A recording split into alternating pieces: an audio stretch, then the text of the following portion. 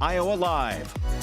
Welcome to Iowa Live, everyone. We are at ChildServe in Johnston, and of course, we are with Dr. Terry Wallig, along with Bennett and Kara Hardin. We're going to find out their story here in just a little bit, but we're pretty excited, Dr. Terry, because the Bubble Ball's coming up this weekend. That's right, Lou. This Saturday, ChildServe's 13th annual Bubble Ball.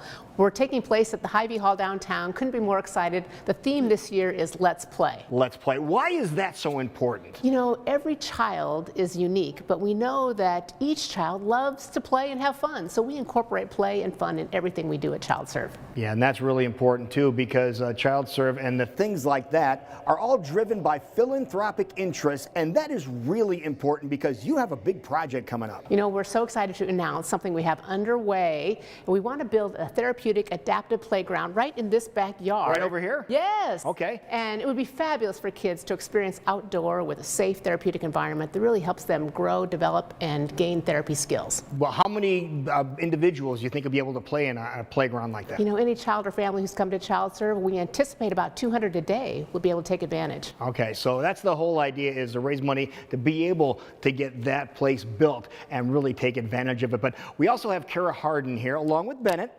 And Kara, we want to find out the story of Bennett and some of the challenges that you were presented with. Yes, so when I was pregnant with Bennett, he was diagnosed with two rare defects, a congenital diaphragmatic hernia and an omphalocele. To start with the diaphragmatic hernia, his diaphragm on one side didn't close, and that meant that his abdominal organs formed inside his chest cavity, which prohibited his lung growth and moved his heart. Okay. The omphalocele, it was a hole in near his belly button, and so whatever abdominal organ wasn't in his chest was outside of his body. So Bennett had a very long road. He spent about 5 months in the NICU where he underwent multiple surgeries. Okay. And during that time, he was on and off a ventilator and was not able to develop the primitive reflex that we all do to learn to eat and to swallow and breathe. Okay, and that obviously created complications down the way. So what did you have to do with this? So he had multiple therapies to get him to where he needed to be developmentally, but the one area that lingered was feeding therapy. He had a complication from the diaphragmatic hernia, meaning his diaphragm loosened over time. Okay. And when he was 5, he developed a hiatal hernia, which caused significant reflux and vomiting. Bennett was vomiting multiple times a day. And this is from the age of 5 on? Yes. Wow. And so not only did we have a kiddo who had a lower hunger drive and challenges in learning to feed, but he also developed a fear of vomiting, which he attributed to food. Oh my goodness, so you never would have associated that before. Have you ever heard of anything like that before yourself? No, but in doing a lot of research, we were very fortunate to move here to Iowa around that time and found out that ChildServe was right in our backyard. We are Johnston residents. Okay. And ever since then, we have worked with ChildServe to address Bennett's unique feeding challenges, and they even developed a program just for him. So what advances have you seen in his ability to eat? So what we've done is we've combined feeding therapy with the trauma aspect of mental health therapy. And what that has done for him is when we started, he was receiving almost 100% of his nutrition directly through his abdomen. Okay. And now we are just 350 daily calories away from him being completely able to eat and drink and grow on his own. Well, now, what kind of calorie intake is he taking? Because he's very active. Obviously, you can see this. We were watching him shooting baskets earlier. You made 4 in a row behind your head. Well, technically, I did like 36 in a row. 36 in a row, okay. Before you came, I started doing it. When Megan was here, I did it.